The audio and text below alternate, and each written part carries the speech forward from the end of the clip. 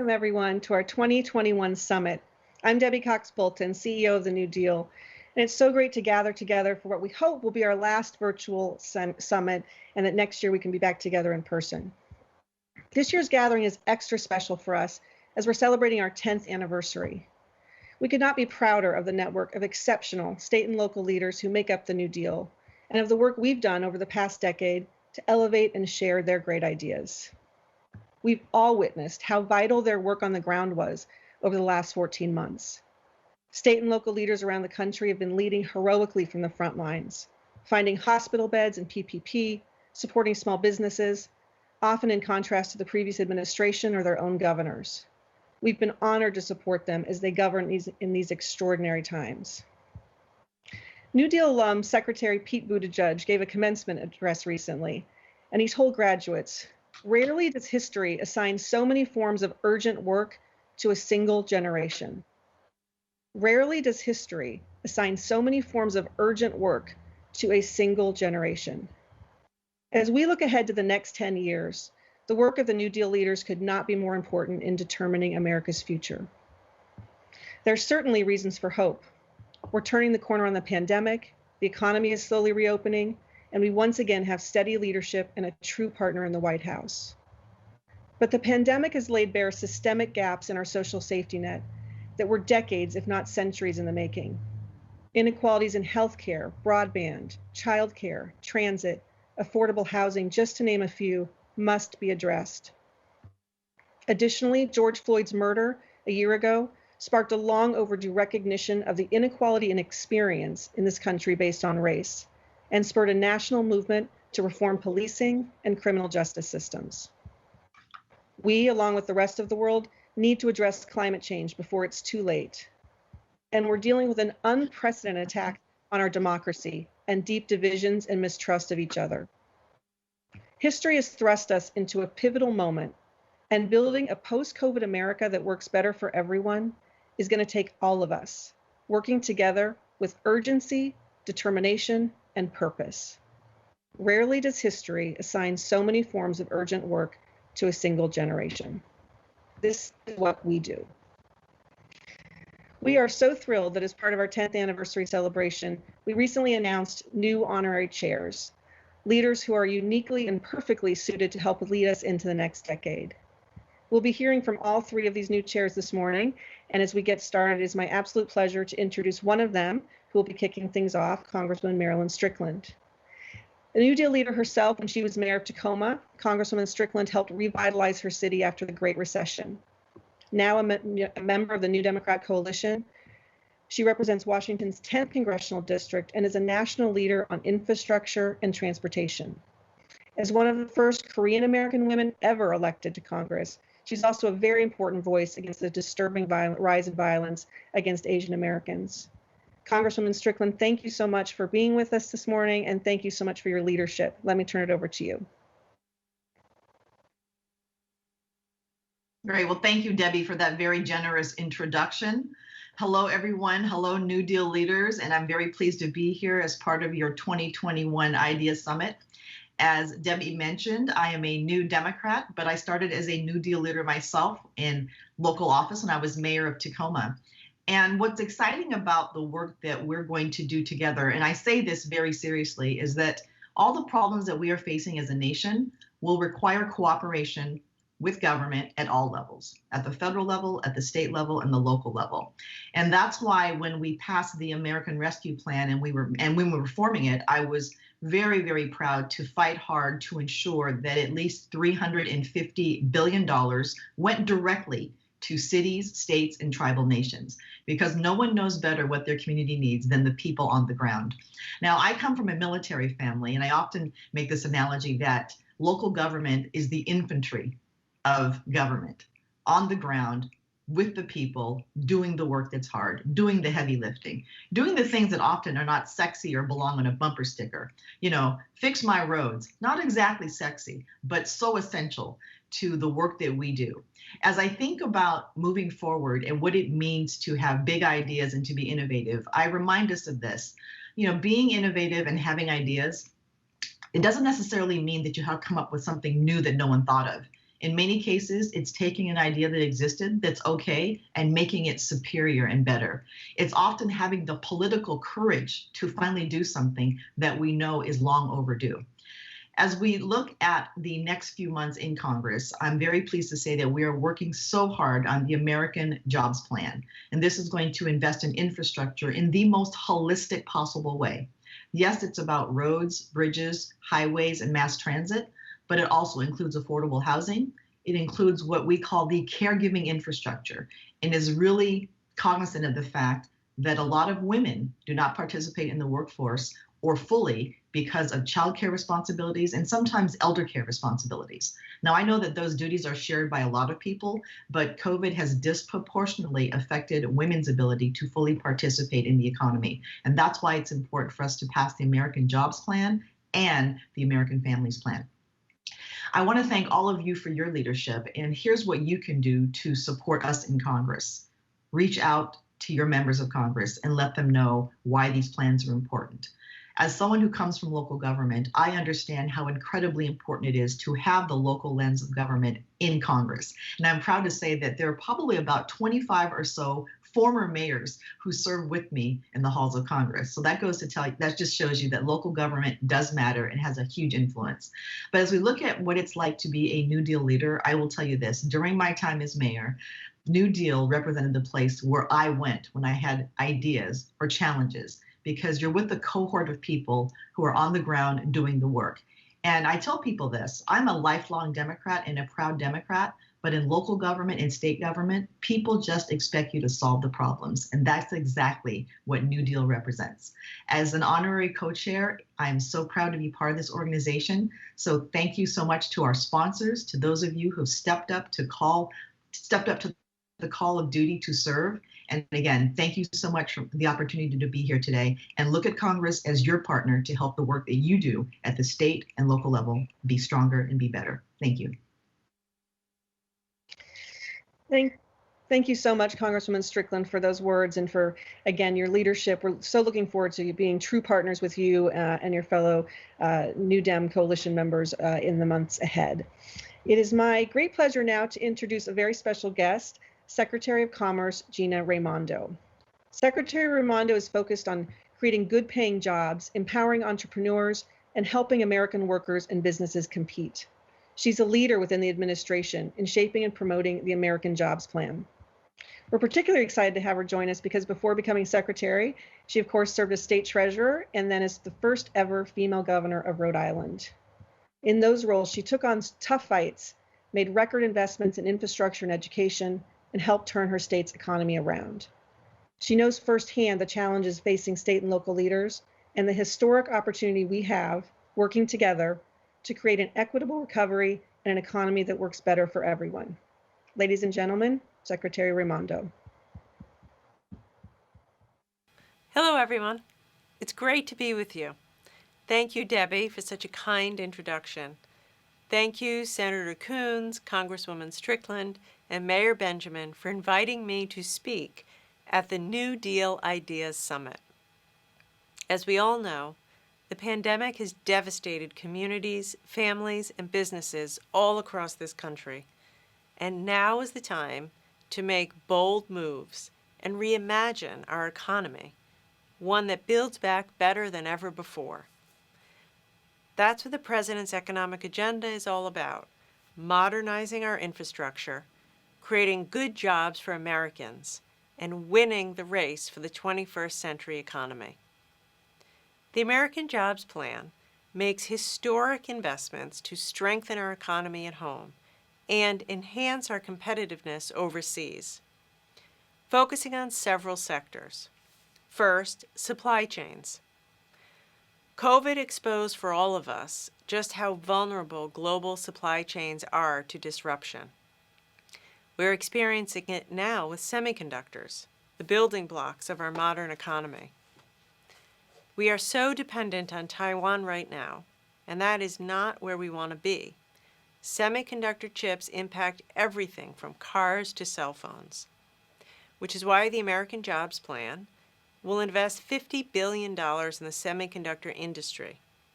This is vital to our economic security and our national security. Second, manufacturing. Too many manufacturing jobs have moved overseas to regions with lower wages and fewer protections for workers. We can't be competitive if trends stay this way. To turn things around, the President plans to invest $14 billion in programs that support small and medium-sized manufacturers across the country. Our third area of focus is broadband. The pandemic taught us that high-quality, affordable broadband isn't a luxury, but it's a necessity for our education, jobs, and healthcare. But yet, 30 million Americans living in rural communities and on tribal lands lack access to reliable high-speed internet. That's why the plan invests $100 billion to ensure every American can access broadband service and fully participate in the modern economy. Finally, as Americans return to work, many will need to be trained. To address that need, the American Jobs Plan invests heavily in job training and apprenticeship programs to prepare our workforce for jobs of today and tomorrow. If you have the courage to get trained in a new career, then we need to be there for you with high-quality, affordable training programs that lead to a job. Investing in our workforce means investing in all parts of our workforce, including the care economy and women. For too long, caregivers, who are disproportionately women and women of color and immigrants, have been unseen, underpaid, and undervalued. About 2.5 million women left the workforce during the pandemic. I hope we can all agree that our economy can't fully recover unless women can fully participate. As Commerce Secretary, it's my job to create the conditions for economic growth and opportunity for American businesses and workers to thrive. But we know the federal government can't do it alone. We need the support of leaders like all of you. We can't afford to wait. Not acting is simply not an option. Making bold investments now will pay dividends for future economic productivity, job creation, and all the things we need for a healthy, vibrant, competitive economy.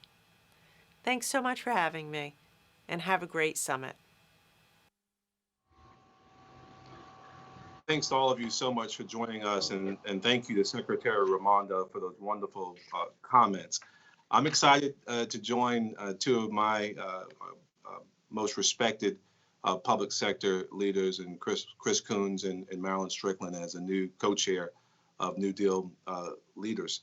I will tell you that the last year, I often refer to 2020 as a dog year. It felt like 7 years for so many of us all across the country, and I know that my fellow panelists here agree. Served as a wonderful X-ray of American society. It showed us a significant number of broken bones.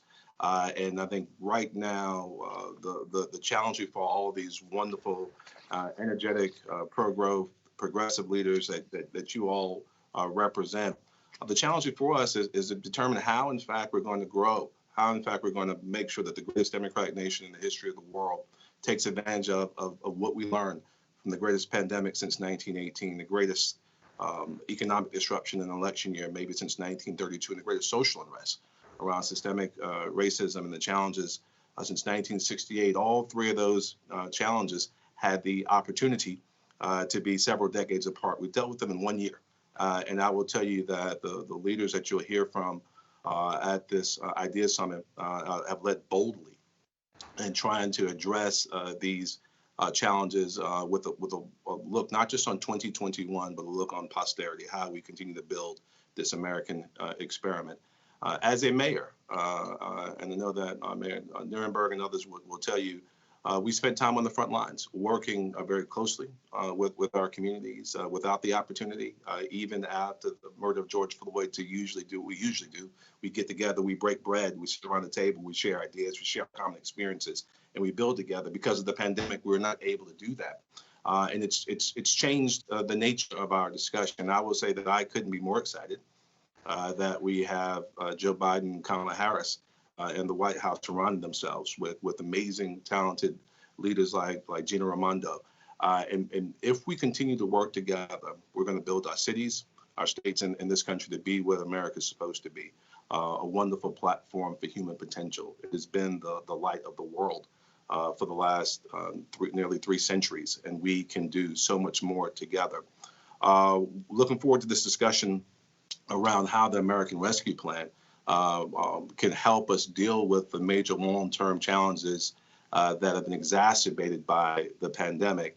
And I would challenge each of you, particularly those of you who are either in office, aspiring to be in office, or maybe moving up in office, to think very strategically about how, in fact, we move forward together, remembering that we're not making investments again for 2021, but 2031, 2041, as we unwind some of these major challenges that we're facing as a country.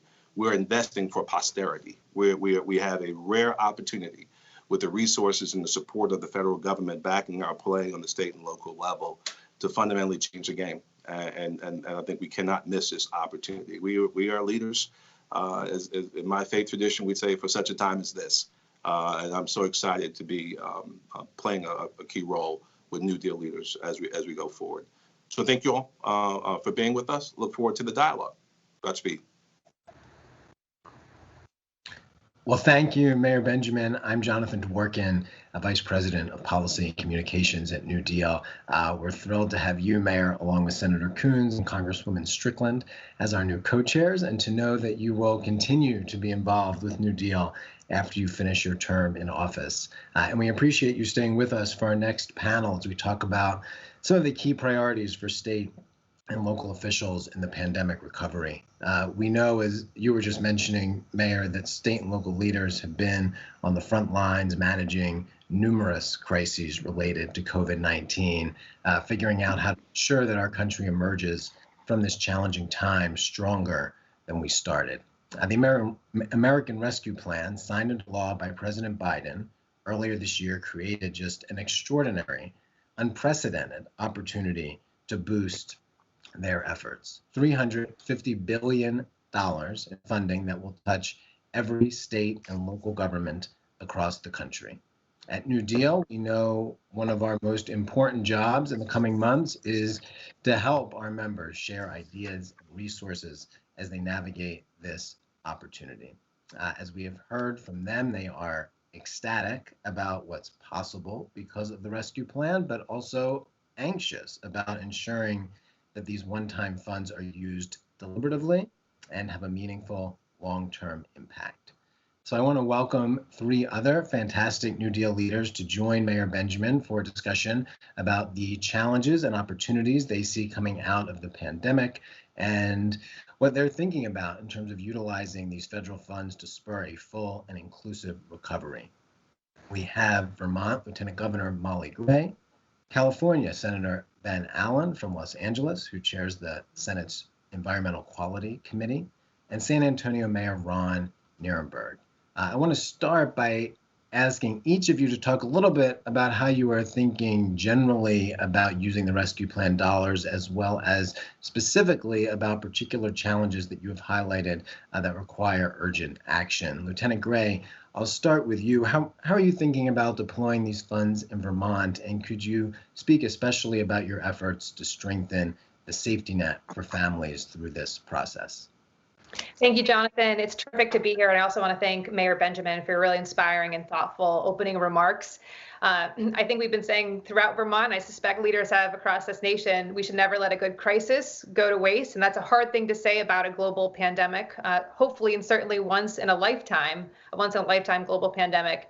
But if I may, just a little bit about where Vermont sort of fits into a national strategy. We are a small rural state. I think a lot of people know Vermont for Ben and Jerry's and Bernie Sanders. But we also have an incredible Senator Leahy, who now chairs the U.S. Senate Appropriations Committee. We are a state that is aging. I think we're the second oldest state in the nation, more deaths than births in a majority of Vermont counties. I was elected in November, Vermont's 82nd lieutenant governor, hadn't previously run for office. I'm really, really proud to be part of the next generation or this class of New Deal leaders. But a lot of people said, you must be crazy. You're running for office during a pandemic. But so much of, I think, what we know from this pandemic, we knew before the pandemic. And I want to touch on two of those issues today. First, that in aging states like Vermont, but I think in rural states across America, we see more and more women, the sandwich generation, caring for parents, caring for loved ones, and trying to start a family, caring for children. Childcare was an issue here previously. On average, Vermonters pay $20,000 a year on childcare, something like 40% of annual income.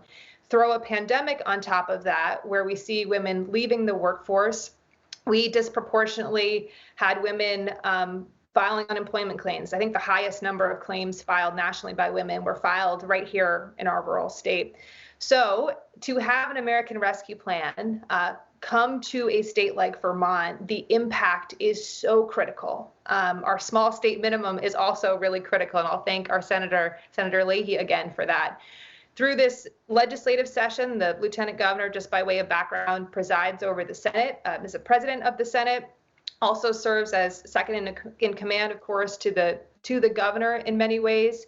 But we were able to make very, very strategic one-time investments in childcare, expanding training and scholarship opportunities to get more providers into the workforce, expanding the eligibility requirements, so more low and middle income families can access childcare so that we can keep more women, more care providers in the workforce. But this is only the beginning. And if we're talking about the future, if we're talking about posterity, if we're talking about a real infrastructure, economic well-being plan for Vermont, it has to include paid family and medical leave. I know Vermonters across our state, but I suspect a lot of states across the country are really excited about the American Families Plan and what a comprehensive paid family and medical leave plan will mean for America and for our caregivers. Second, briefly, I do want to talk about broadband. Vermont's known for our back roads, our rural communities, our farms, but 60,000 homes and residences still don't have access to the internet. We all know what that's meant. But in a state like ours, where 1/4 of the state geographically cannot get online, we've seen incredible disparities that have been exacerbated. The American Rescue Plan has allowed us to invest $150 million in broadband. I'm happy to talk more about that and some of the challenges and tools. So I think that we're all in a similar place trying to figure out how do we do that and what does future-proof broadband look like, especially with society changing as quickly as it is. So I'll stop there. It's an absolute pleasure to be here. I really look forward to connecting with Senator Allen and the mayor, Mayor Nirenberg, and this really engaging conversation. Thanks. Well, thank you, Lieutenant Governor. Senator Allen would love to bring you in to talk about how the process is playing out in California. And in addition to that, mention that you're the chair of the Environmental Quality Committee. We know the impact of the pandemic is negligible compared to what we are facing as a result of climate change. What do you see as opportunities to take advantage of this moment to strengthen resilience? Yeah. Well, first of all, thank you so much for asking me to be on this panel. This is literally my very first activity as a New Dealer, so I'm really excited to be part of this wonderful network of incredible policymakers from around the country. So this has been a very strange year for us. We've gone from last year assuming that we'd have to make massive cuts budgetarily to all of a sudden being in a really strong financial position as a state. Some of it having to do with the fact that obviously we've got support from the federal government, but also the fact that there's a whole portion of our society that has done really well over the past year. We're, of course, the home of the tech industry. A lot of people have obviously done well who have investments in the market. And so we've seen some of that windfall coming into the state budget. And so the question now is, how do we take that money, we save some of it, and then figure out a way to continue to grow in a way that also recognizes the fact that an enormous portion of our population really suffered. We're also the home of massive hospitality sector. And so many sectors of our economy, just like everywhere else in the country, were forced to shut down, and a lot of people faced, you saw their lives flash before their eyes, and they faced destitution. So I guess what I'm so excited about the new Biden administration and all the things that he's talking about, and the sorts of policies that we see reflected coming out of the rescue plan and some of the other infrastructure plans that have been anticipated and discussed in Washington, is the idea that so much of this money, especially the infrastructure money, can go toward helping to build a greener economy, build green infrastructure that will both create jobs, but at the same time, create the infrastructure for future generations that people in the future will bless us for. I went to a high school in Santa Monica, and I got a chance to, and so much of our high school was built during the Works Progress Administration era of the 1930s, including a beautiful WPA theater. And I think about that all the time. My generation, many, many years after FDR was long gone, after the New Deal was long over, was able to benefit from the foresight, from the future-oriented vision of the folks back in the 30s who saw the crisis of the moment and said, not only do we want to stimulate our economy now, create jobs now for people who are suffering during this depression, but we want to use this opportunity to build the infrastructure that generations of Americans to come will be able to benefit from. That's what we need to do today. Take this moment where we need to get people back to work and use it to build out our rail and transit, use it to retrofit buildings, use it to build new buildings and build out a cleaner and greener electricity and energy grid writ large. So that's what we're focused on right now. How do we build out our infrastructure, our green infrastructure, in a way that will both do what we need to do to get people back to work in those sectors who have been so harmed during this recent recession, but at the same time create a lasting legacy that generations of Californians and Americans in the future will thank us for. Senator, thank you. I think that's a great comment and great perspective, and kind of leads into my next question, because a lot of that, what you're talking about, makes sense for this moment, which is this big one-time infusion of funds. And Mayor Nirenberg, wanted to bring you into the conversation. Congratulations on your reelection earlier this month. I would love to have you weigh in from the city level on how you're thinking about this, as I said, significant but one-time infusion of funds. And specifically, I know one of your top priorities that we haven't addressed yet is education and workforce. And if you're thinking about ways to make the most of this opportunity to address those issues.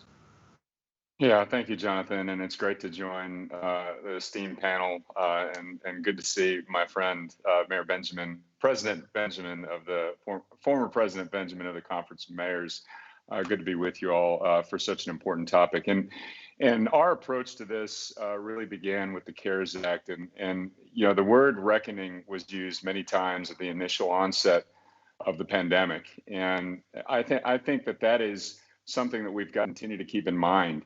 The images that we saw that came from San Antonio of the lines of cars waiting to get food from the food bank are still searing across our minds.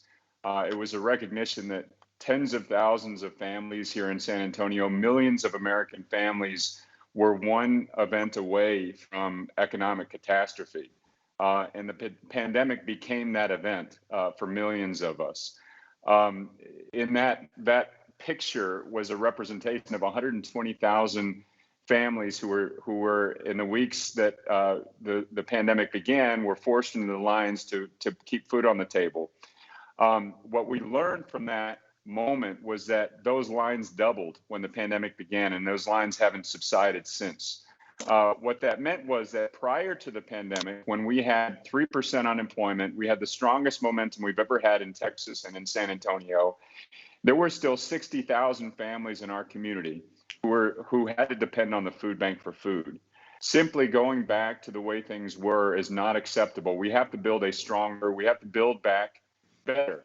And so what we've done is focused on how can we change the trajectory of our economy for those tens of thousands of families and therefore our entire community.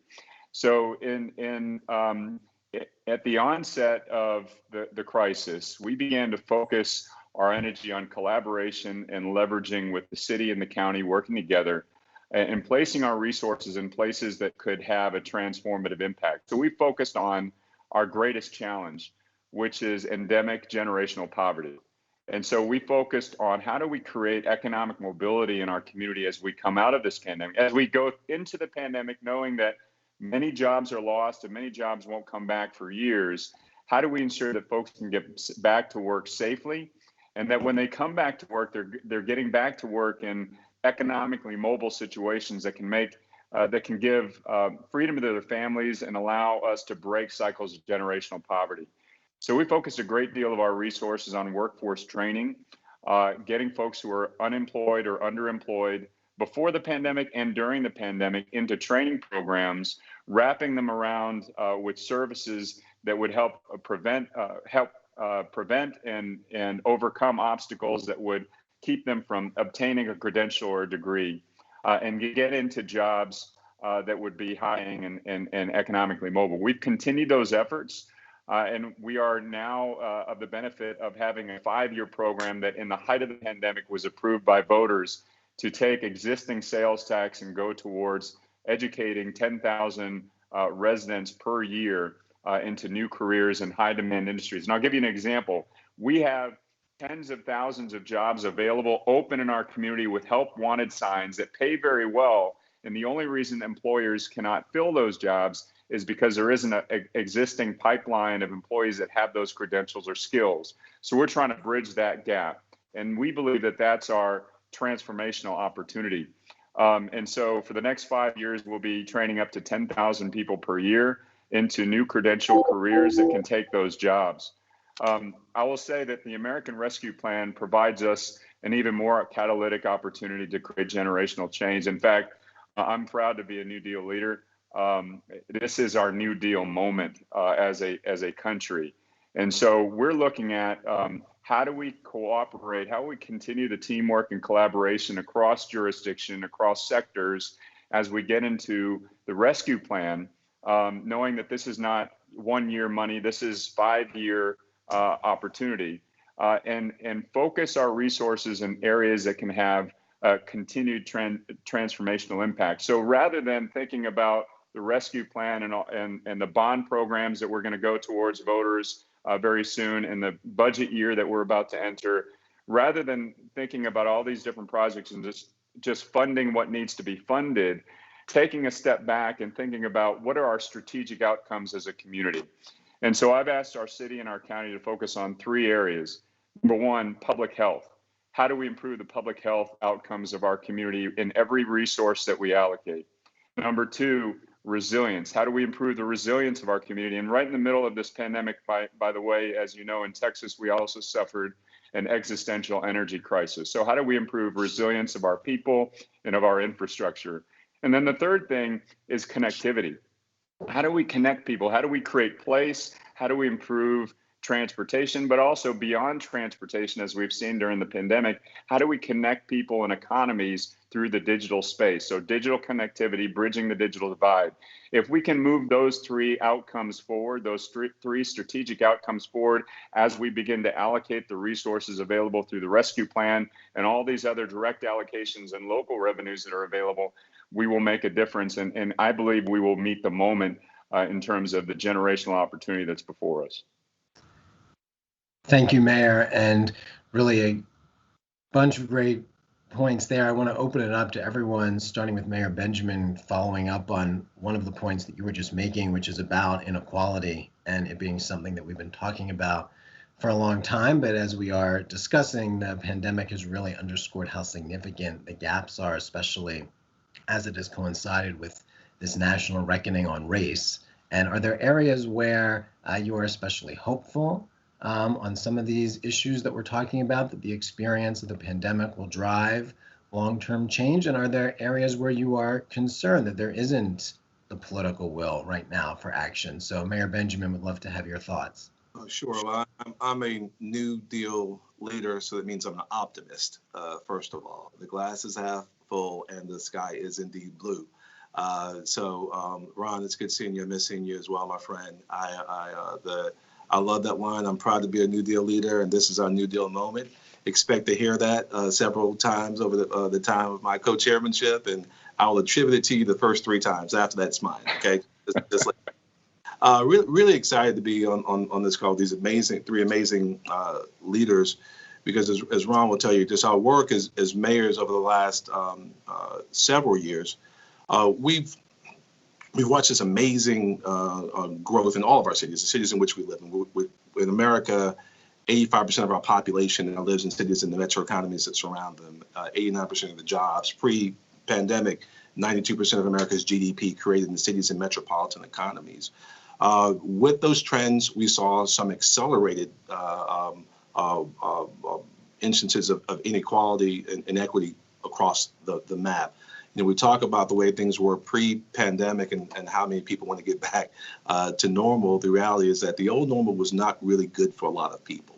And the new normal can be that much more difficult if, in fact, we just allow things to happen the way that they will happen. Capitalism doesn't always work for everyone all the time. So we've got to make sure that as we build these amazing intergovernmental, intersectoral partnerships with fantastic leaders on the state level, like Molly and Ben, and now we have an administration that wants to work with us, work closely with us. How do we put these tools in place? I mean, the issues that everyone talked about on public health and true resilience and sustainability, and probably one of the greatest benefits to come from the pandemic is the fact that now broadband is indeed considered to be infrastructure. That is no longer debatable. We understand if it's either broadband or wireless bridge to broadband. We can all agree that it is, and now we're going to see significant amounts of investment there.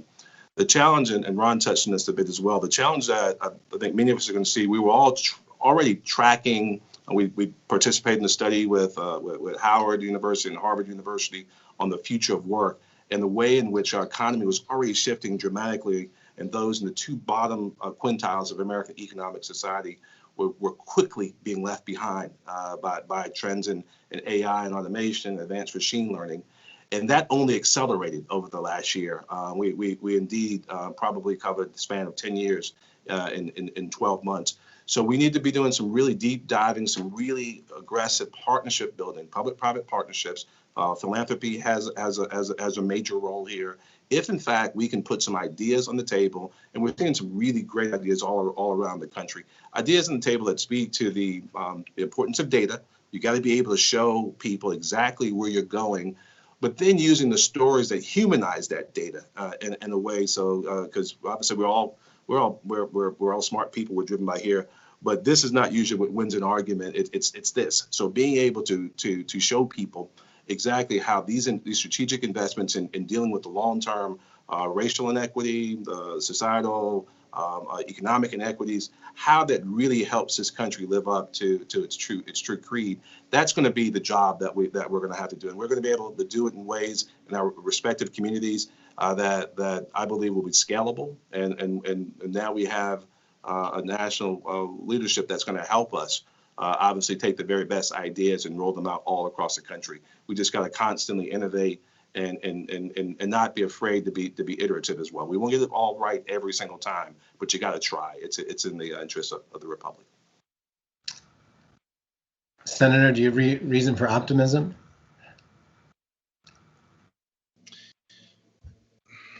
I do, but I think we are in a fragile place right now.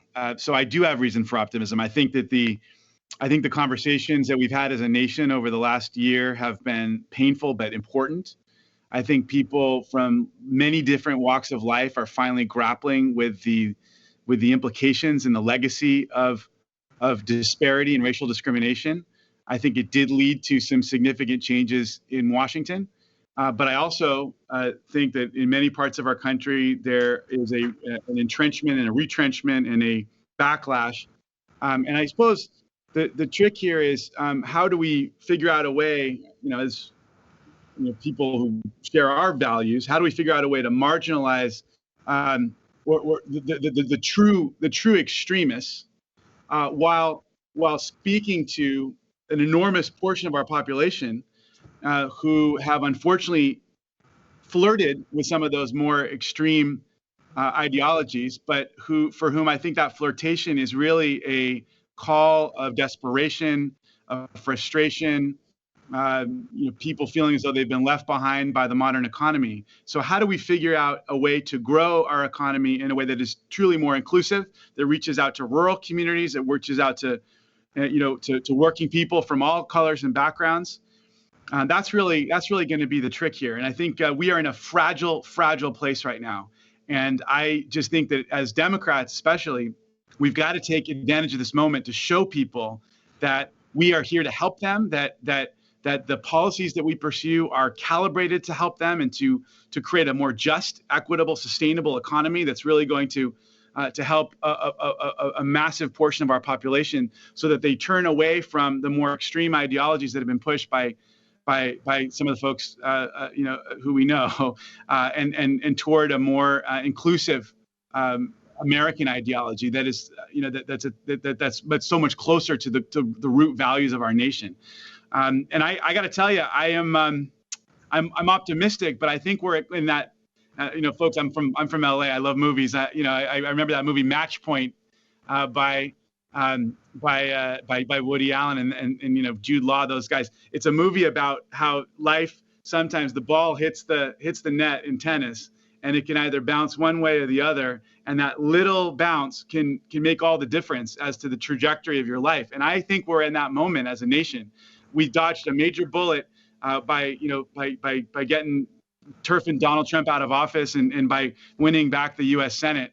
But the ideology, the frustration, the pain, the anger, the hatred that went behind so much of the Trump victory last time around is still very much there, and it's up to us to help lead the nation away from it.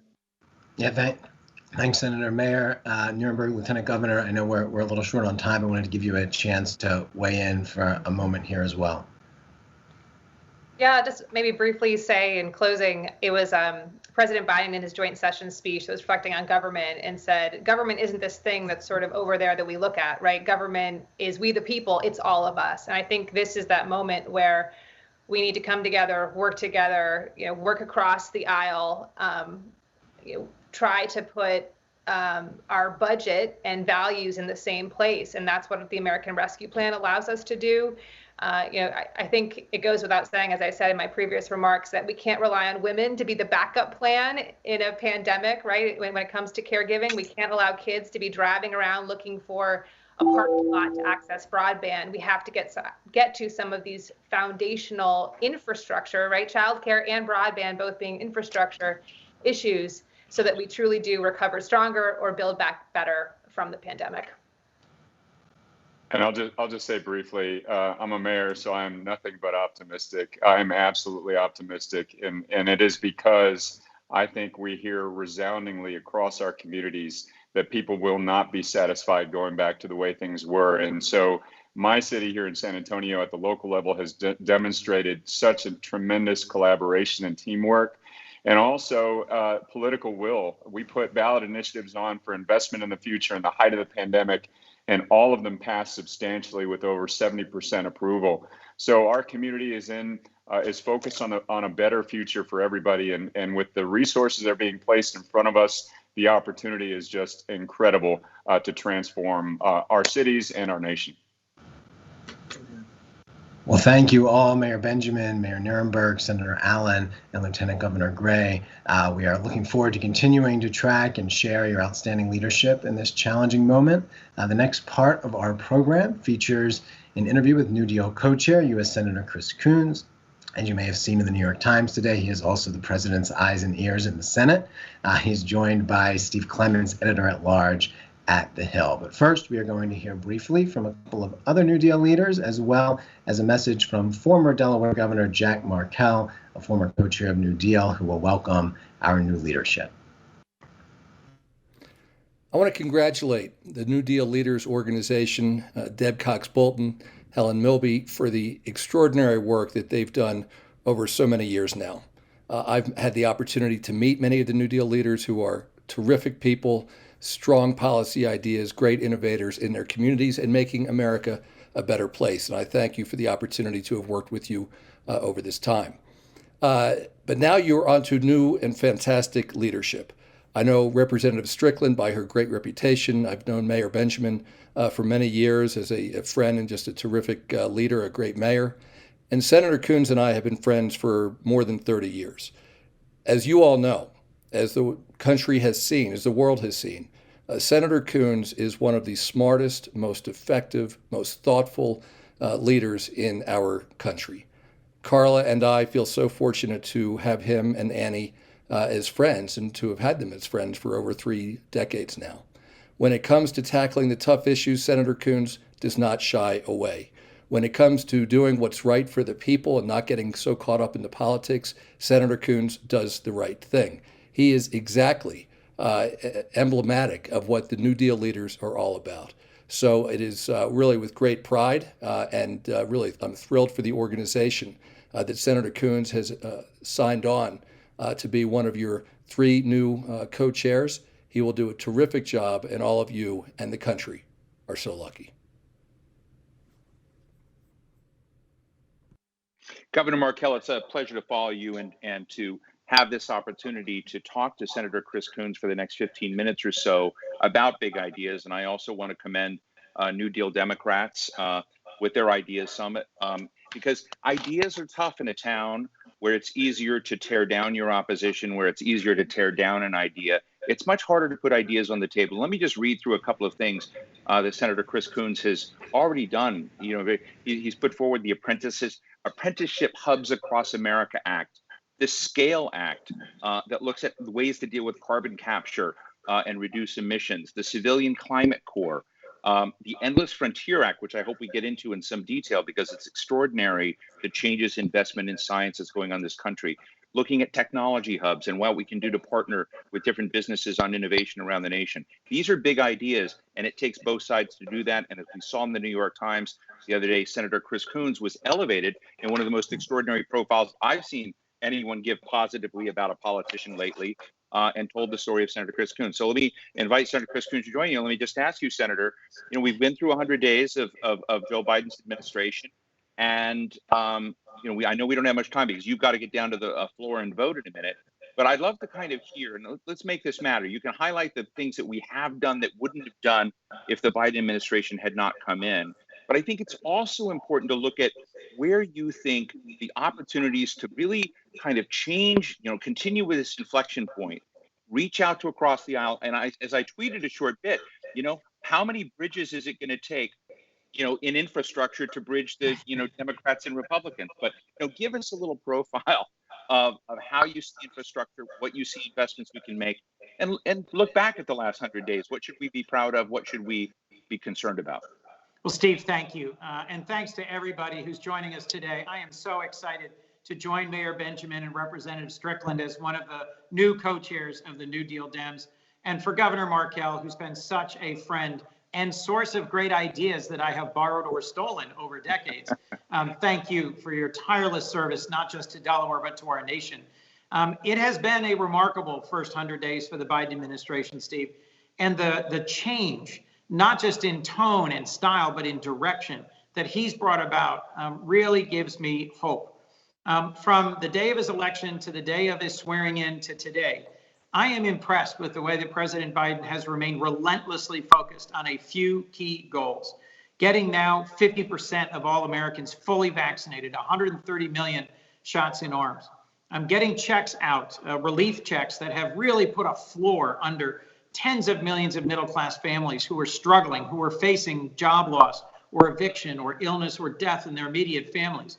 And now putting forward not just a strong and capable and diverse cabinet, and not just getting the American Rescue Plan, 1.9 trillion funded, but putting forward a bold vision for generational investment in infrastructure and in building a foundation for our full and inclusive recovery with the American Jobs Plan.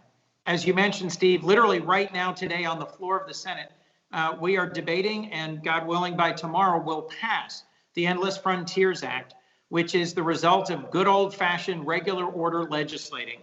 Bills that came together on the Commerce Committee, Homeland Security Committee, Foreign Relations Committee, and will invest $120 billion in research, in innovation, in manufacturing, and in making our country more competitive with China and strengthen our alliances around the world. So there's a lot going on here. I'm excited to be serving here. But more than anything, I love taking good ideas and encouragement from New Deal Dems. Some of you, like Mayor Johnson of Dallas or Mayor Kreisman of St. Petersburg or Senator Owsley of Florida, you know that I read your emails, I look at your Instagrams, and I frankly delight in thinking of the ways in which we might be helping you solve problems in your community for infrastructure, for jobs, for a cleaner environment.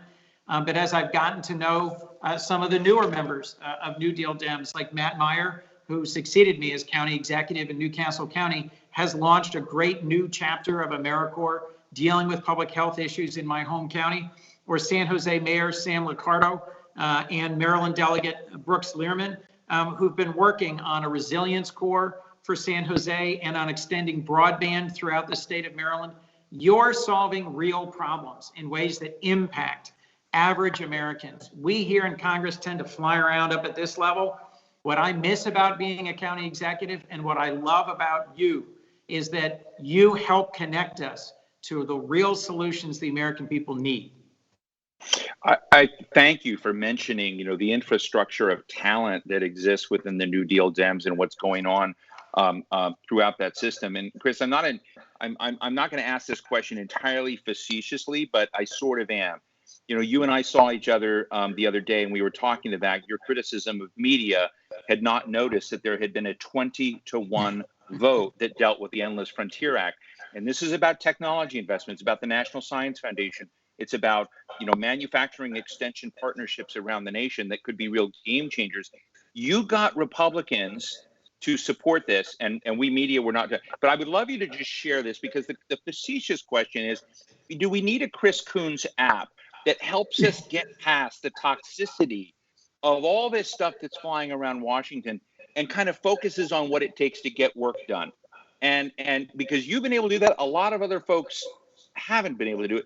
So tell us about the 20-to-1 vote, but also tell us about the importance of reaching across the aisle and how you do it. Sure. So I'll give two quick stories that might be relevant. Joe Donnelly was one of my dear friends here in the Senate. From South Bend, Indiana. I have a son going to Notre Dame. I really got to know and love Joe and Jill Donnelly in his time here as a Senate. He lost to a guy named Mike Braun. Mike Braun's a conservative Republican from downstate Indiana. And I was pretty surly about that for the first year that he was here. But I make a point of going and sitting down with Republicans and trying to see what I can do with them. Fast forward to today. Mike and I are the co-chairs of the Climate Solutions Caucus, a bipartisan group of 14 senators. And Mike and I will be leading a bipartisan delegation to COP26 in Glasgow. That only happened because I invested the time to go meet with him, listen to him, and ask him about his priorities. I never would have guessed that he's a conservationist, that he thinks climate change is real, and that we urgently need to find solutions to it, if I hadn't put aside my partisan loyalties and been willing to be open to the possibility of engaging with him. You made a reference earlier, Steve, to the apprenticeship hub bill. Well, my lead co-sponsor on that, as well as the lead co-sponsor on Endless Frontiers, is Todd Young, a conservative Republican from Indiana, Mike Braun's colleague, the guy who chaired the NRSC in the last Congress, responsible for beating some of my good friends here. But I stole a great idea from Governor Markell when he was governor of Delaware. It was called Delaware's Pathways to Success program. And it's a way of bringing the building trades model of apprenticeships into other market segments like hospitality or IT or healthcare, where there really aren't existing structured apprenticeship programs. Todd's my partner in that, and he's been a great partner to work with on that. Steve, one of the challenges here in the Senate is that reporters and the general public don't pay much attention to bipartisan bills where there isn't fighting and where we agree from the outset.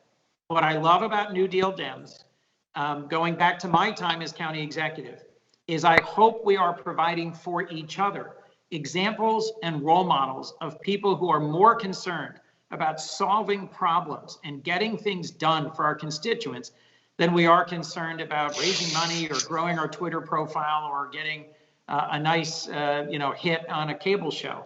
Those are important. They're part of our business. We got to do that to get elected. I get it. But when I was a county executive, I didn't have a lot of great role models. There weren't a lot of other county electeds in Delaware who I was close to. And I really needed the DLC and the DLC fellows to help connect me to people who gave me hope. So Debbie and I sat down as DLC fellows was coming to a close. And several of the folks in New Deal know me from being DLC fellows together. And that's where this idea first came from. The idea of building out a network of mentors and fellow public servants who will hold each other accountable, who will feed and sustain each other's spirits as we go through this journey of service, and who will have good ideas that we can shamelessly steal from each other. Senator, I know you've got to leave in just a moment, but let me ask you just a quick question on the news front.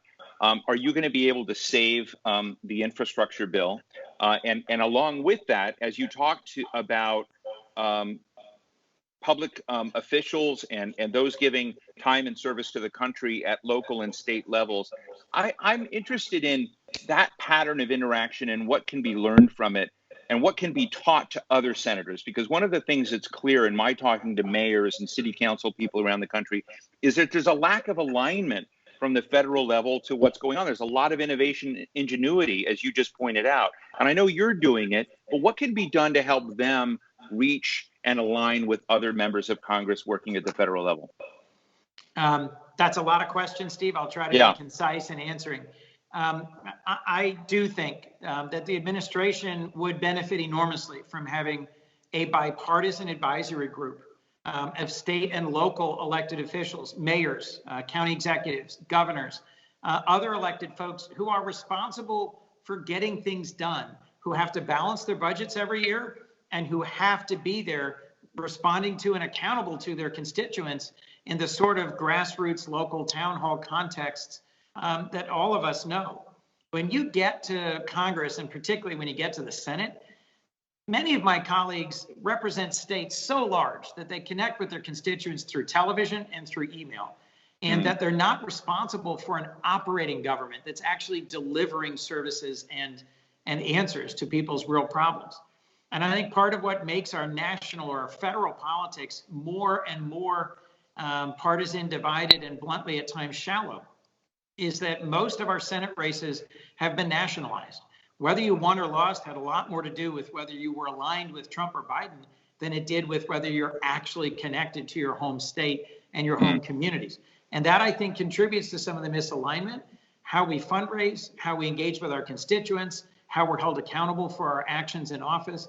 All of that over the decade that I've been here, as opposed to the decade that I was in local office, all that's been moving in a more toxic direction. I am convinced, and I think President Biden's election helps reinforce this point, that there are more Americans who want us to get along, see and hear them, and solve their problems than there really are Americans who want us to fight more, to have more gridlock, and to fail to see them, hear them, or solve their problems. But you wouldn't know that from the current political configuration. I'll remind you, the first 6 months of his campaign for president, virtually everybody here in Washington dismissed President Biden and said he was too old, too centrist, too willing to compromise, too interested in the old style of the old Senate, and that he was insufficiently Twitter-fueled, grievance-centered, and partisan. He won. He's our president. It may be uniquely because of who he ran against, or it may be that he had tapped into something more foundational, which is the desire on all of our parts to get along and to get good things done. Let me close, if I can, Steve, and simply say how grateful I am to everybody who's on this call. Every time, Debbie, I've had a chance to connect with New Deal leaders, I come away inspired. Those of us who labor away in the Congress of the United States need to be inspired. And you're the folks who are making the difference that our nation needs. And you're the folks that I just love working with and connecting with and serving alongside. So I'm excited to be joining as a new full co-chair for this Congress. And Steve, thank you for your friendship and for the interview. And I apologize for cutting out early. No, not at all. Literally one of the last senators who hasn't voted on this. I hope you make it a dramatic upvote or downvote. We look forward to seeing what happens with the Endless Frontier Act again. Thank you, Senator Chris Coons. Really appreciated your candor and your leadership. Thank you so much for joining us today.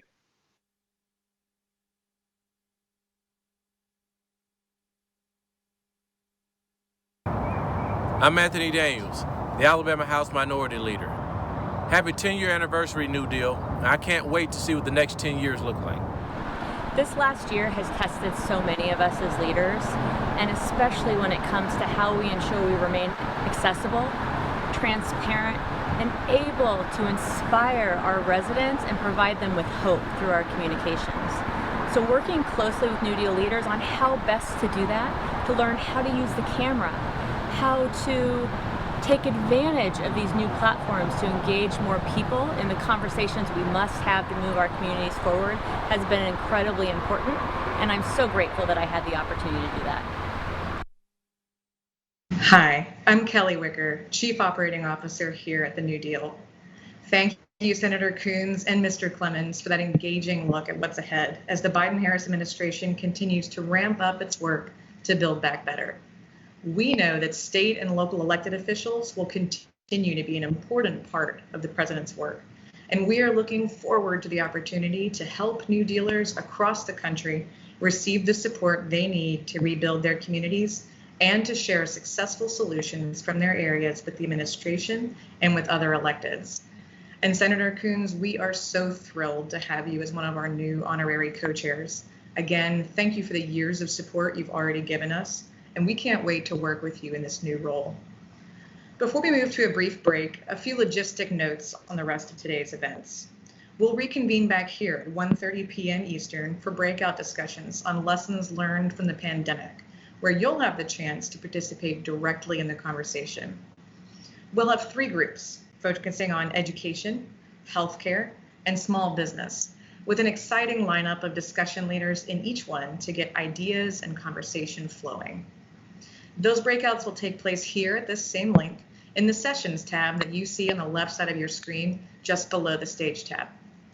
Following the breakouts, we'll have a half-hour break from 2:30 to 3 p.m. Eastern, during which we invite you to meet fellow attendees in the Networking tab, which is also on the left side of your screen.